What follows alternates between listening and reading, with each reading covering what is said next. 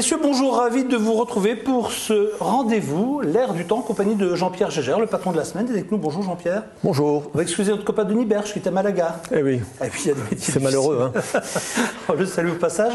Notre invitée aujourd'hui, Madame Catherine Barthélémy. Bonjour, Madame. Bonjour. Alors vous êtes la présidente de Manuloc. Pour les amis qui nous regardent aujourd'hui, il y a ceux qui connaissent forcément Catherine Barthélémy, parce que quand je vois un petit peu tous les papiers qui vous sont consacrés, et vous avez plein de choses qui vont en votre faveur. Hein. Il y a des unes, enfin, on reconnaît votre talent, et en même temps, lorsqu'on dit Catherine Barthélémy, on n'est pas supposé connaître Catherine Barthélémy. Alors, moi, je voudrais juste qu'on plante un peu le décor. Manuloc, c'est qui et c'est quoi exactement?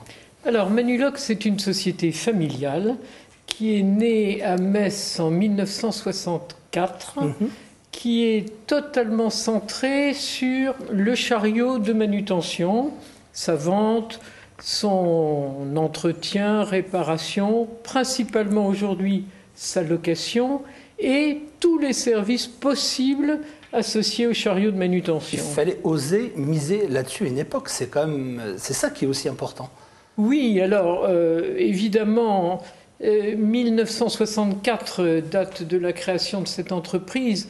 La Lorraine, c'est le Texas, l'industrie marche formidablement bien. Et les besoins en équipement sont très importants. Donc les débuts de cette société se sont inscrits dans une Lorraine conquérante, active. C'est un outil, le chariot de manutention.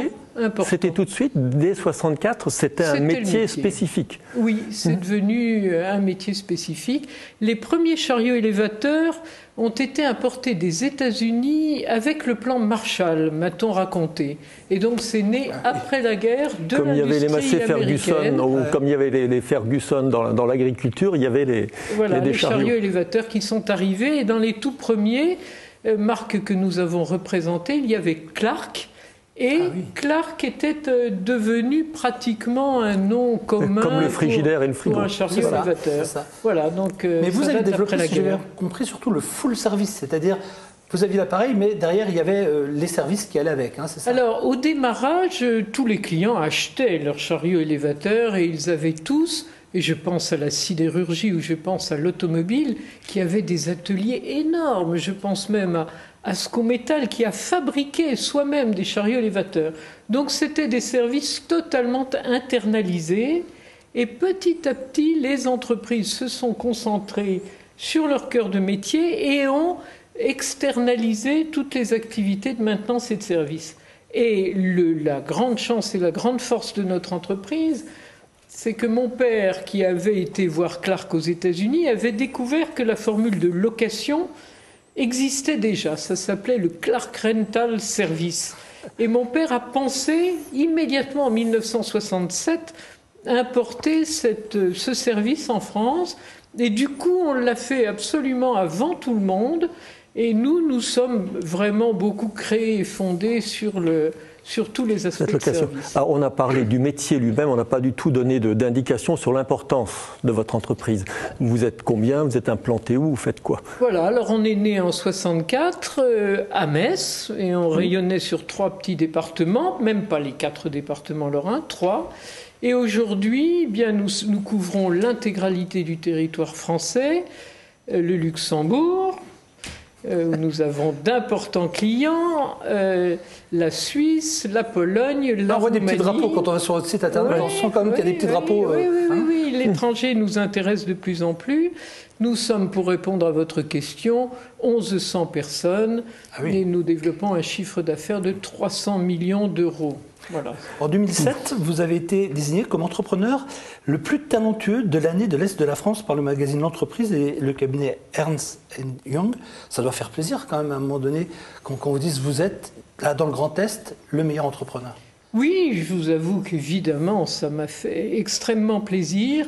Je sais que c'est un petit peu ambigu parce que la réussite ne fait pas toujours plaisir à tout le monde. Ah, mais j'ai été vraiment très, très heureuse de cette reconnaissance d'un Ernst & Young et l'entreprise qui sont deux institutions particulièrement remarquable. Et pour ceux qui auraient pu peut-être vous faire la tête lorsque vous avez reçu ce prix, vous avez dit on va remettre une couche en 2011 et cette fois-ci vous faites la une du magazine Challenge avec ces 200 qui font la France, c'est ça?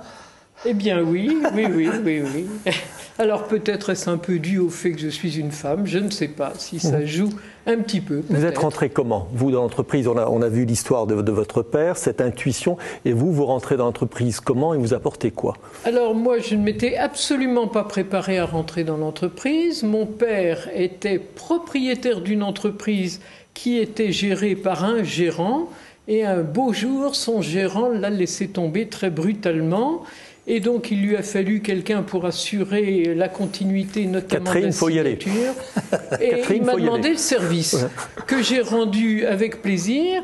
Et puis, voilà, les choses se sont enchaînées, j'y suis resté, je m'y suis ancré et je m'y suis passionné, j'y suis resté. Et je l'ai racheté à mon père, cette entreprise, 13 ans après, puisque...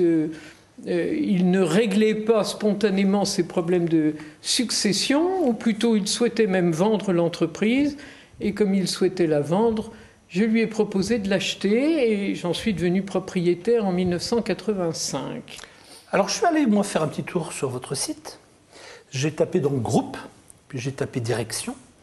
Et je me dis, c'est étonnant parce qu'à l'heure où on dit il faut que la femme, l'homme, il y ait une parité, il faut qu'il y ait... Et je regarde et je me dis, mais il n'y a que vous comme femme sur les 10 ou 9 personnes qui composent la direction. Comment ça se fait? Ben, nous sommes dans un métier d'homme quand même. Nous sommes très principalement dans un métier d'homme. Le principal du métier, c'est le service, c'est la technique. C'est la réparation des chariots. Donc le plus gros de notre effectif, les 2/3, ce sont des techniciens de maintenance et tous les personnels d'encadrement. J'ai fait rentrer mes fils, je suis la mère de 3 garçons, donc je suis entourée d'hommes évidemment. Donc vous trouvez dans l'organigramme également mes fils qui sont des hommes. Si j'avais une fille, peut-être qu'elle serait. Mais il reste encore quand même le côté sexe lié au métier. Vous faites partie, il y a toute des organisations qui font la promotion des métiers techniques auprès des femmes. Est-ce que pour vous c'est un vrai combat, ça? Écoutez, non. Moi, je ne suis pas une féministe sexiste à outrance. Je crois que la femme dans les métiers techniques est moins... Alors, d'abord, elle n'est pas très attirée. Je pense enfoncer une porte ouverte en disant que dans les classes techniques ou dans les écoles d'ingénieurs, il y a plus d'hommes que de femmes. De plus, la femme souffre quand même dans les métiers techniques d'un handicap de crédibilité. Donc je ne m'inscris pas du tout dans un combat, il faut des femmes, absolument des femmes. Il y a des postes plus naturellement réservés aux femmes. Voilà. Mais pourquoi pas, si je trouve une femme de qualité, évidemment ce sera avec le plus grand plaisir. Pour être dans votre actualité, il y a quelque temps, vous avez fait un voyage de presse, une présentation de presse dans le nord de la France pour présenter un chariot ou un service de chariot low cost. Est-ce que ce phénomène du low cost frappe aussi, parce qu'on a l'impression que c'était pour le grand public, est-ce que ça frappe aussi les entreprises? On a l'image d'ailleurs du chariot low cost qui va apparaître derrière vous. Écoutez, pour moi, c'est une évidence. C'est une évidence parce que je vois les chariots élévateurs, comme les voitures d'ailleurs, se complexifier avec infiniment d'électronique, ce qui fait que c'est un produit cher, c'est un produit difficile à entretenir. Vous ne pouvez l'entretenir maintenant qu'avec des consoles informatiques. C'est réservé, ces consoles sont réservées à des réseaux spécialisés. Donc tout ça finit par coûter très très cher. Or, ce que je vois, moi, de mes clients, qui sont les entreprises industrielles françaises principalement, mais pas seulement, elles n'ont qu'un mot à la bouche: économie, réduction de coûts. Donc, il y a des entreprises qui n'ont pas besoin de toutes ces complexités, qui, certes, sont utiles quand vous avez des réglages de vitesse, vitesse de levage, vitesse de translation, des témoins dans tous les sens, des capteurs de choc aujourd'hui qui peuvent vous dire si des caristes ont eu des accidents, combien ça coûte. Tout ça peut être tout à fait utile, mais je crois qu'il y a vraiment, vraiment la place pour le retour à la Logan de chez Renault, au chariot simple, facile à entretenir, robuste. Je crois vraiment qu'il y a un marché et je compte beaucoup, beaucoup développer ce marché. Et c'est une intuition de vous, de prestataire de services? Est-ce que l'industriel, le fabricant a eu le même sentiment? Est-ce qu'il a fallu convaincre un industriel de faire un produit de ce type? Je crois que les industriels ont intérêt à la sophistication. Parce que ça rend leurs produits beaucoup plus captifs. Il y a de plus en plus de valeur ajoutée. Je crois que l'industriel va vers la sophistication. C'est le marché qui exige aujourd'hui des prix.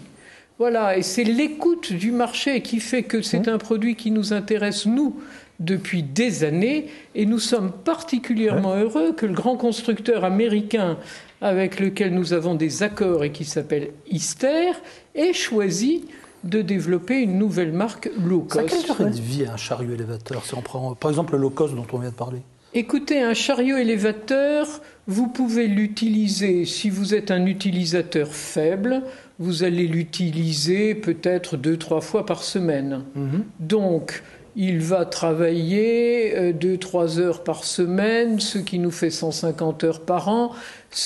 Un chariot élévateur, nous lui donnons une période de fiabilité maximum dans ces 10 000 premières heures de manutention. Donc, si vous l'utilisez 100 heures par semaine, 10 000 heures, vous en avez pour... Un paquet, je ne vais pas faire le calcul. 100 ans, je crois. 100 ans. Voilà. Alors, la durée de vie d'un chariot très peu utilisé. En revanche, si vous l'utilisez, pour parler d'une industrie bien connue en Lorraine, la sidérurgie, à la coulée continue, où nous fûmes longtemps à Gandrange, là, en 3 ans, votre chariot, il est mort. Mais voilà, un chariot faiblement, normalement utilisé, il peut avoir une longévité incroyable, 20 ans. Donc dans ce domaine-là aussi, je veux dire, pour revenir à l'histoire du low cost, il faut répondre aux besoins du marché. Et autre chose que j'ai vu également, même des locations à temps partiel, c'est-à-dire quelqu'un qui n'a pas besoin en permanence de son outil peut le louer simplement une partie du temps. Alors, il faut se mettre en 18 aujourd'hui. Avant, on disait qu'il faut se mettre en 4 pour le client. Ah oui, c'est bien plus que ça. Nous avons, développé des solutions de service tout à fait imaginatives. Ce que vous évoquez là, c'est la location pour des besoins ponctuels. Alors là, nous avons un service et nous avons 2000 chariots élévateurs en France qui sont à la disposition ponctuelle des clients. Mais nous avons fait beaucoup mieux. Vous l'avez peut-être vu sur notre site internet. Nous venons de développer un produit qui s'appelle Variloc. Alors le Variloc, ça consiste à adapter le prix du chariot à l'utilisation minimale du chariot élévateur. Donc si vous me dites que vous allez faire 1000 heures par an en moyenne d'utilisation, moi je vais vous dire, monsieur Jagère, pourquoi payer 1000 heures? Si jamais vous en faites que 800, allez, je commence à vous en facturer 800. Puis il sera bien temps, en fin d'année, de voir si vous en avez utilisé 1000. Si vous en avez utilisé 1000, on vous les facturera après coup et en fin d'année. Voilà, alors tout ça, ce sont des produits incroyables. Une adaptation permanente. C'est ce qu'on voit dans l'assurance. C'est un peu ça, c'est notre dernier produit de service. Mais celui d'avant, qu'on a développé très fort au moment où la crise s'est développée en 2009, il s'appelle Optiloc. Alors là, c'est un contrat dont la durée s'adapte à l'utilisation.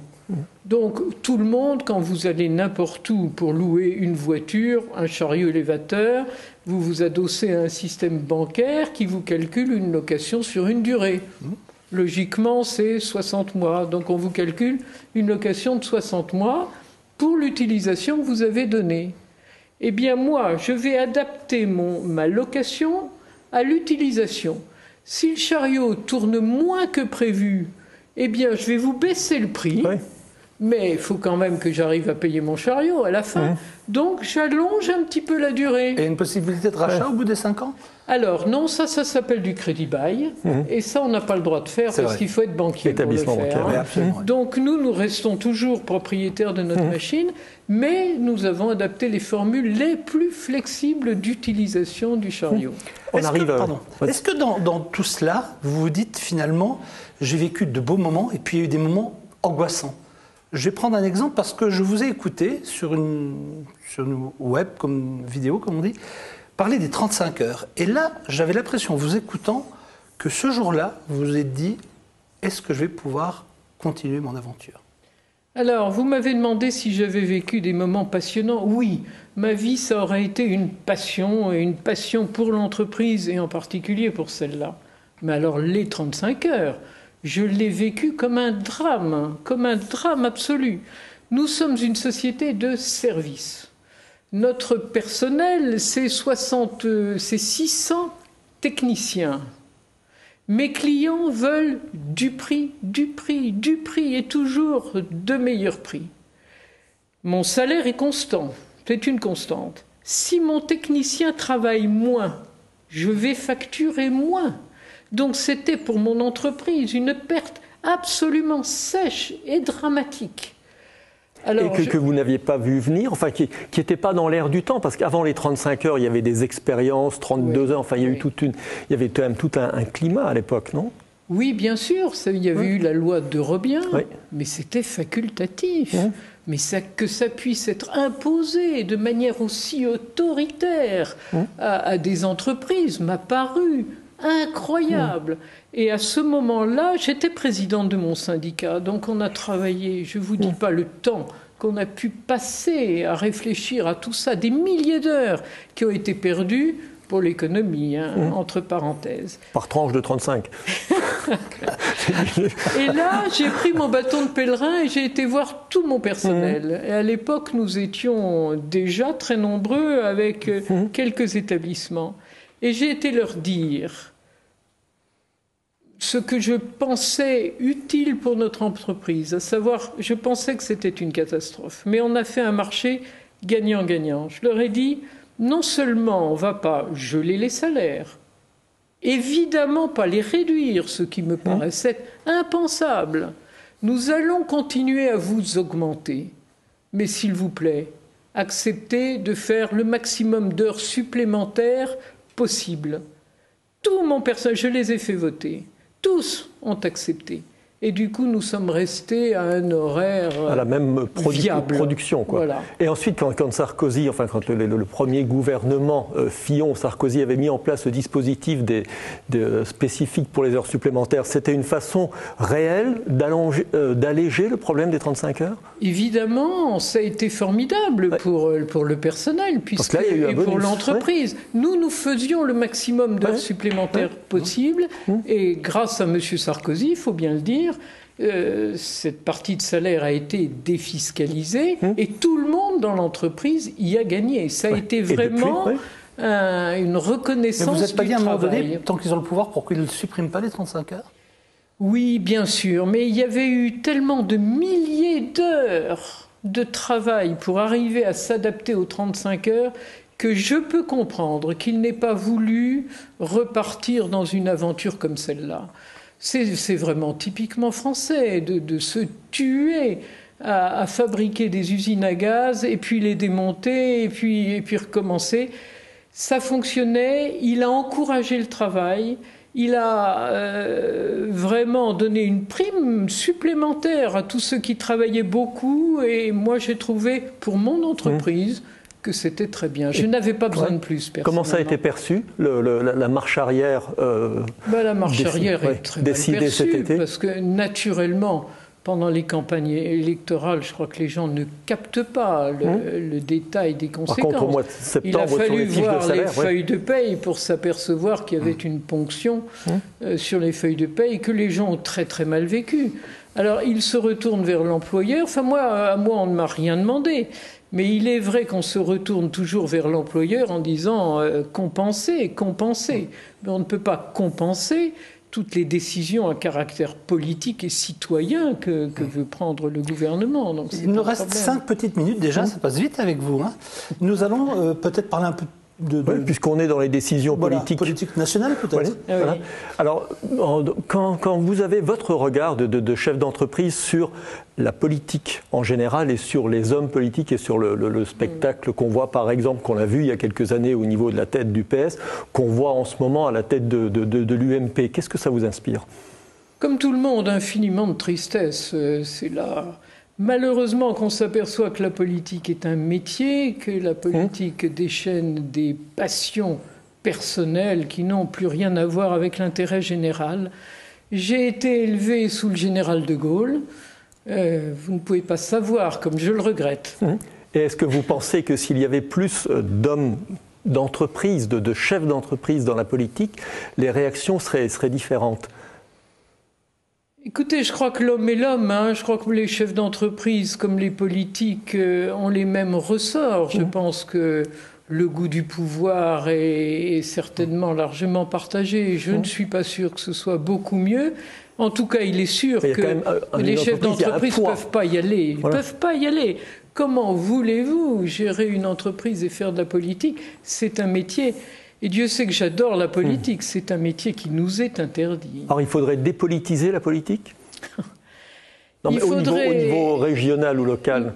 Non, moi je crois que tout ça est malheureusement humain, il faut arriver... Alors, il y aurait des mesures qui ont été proposées, évidemment, pour que ce ne soit pas un métier auquel on s'accroche pendant 40 ans avec un goût du pouvoir et de détention de toutes les manettes.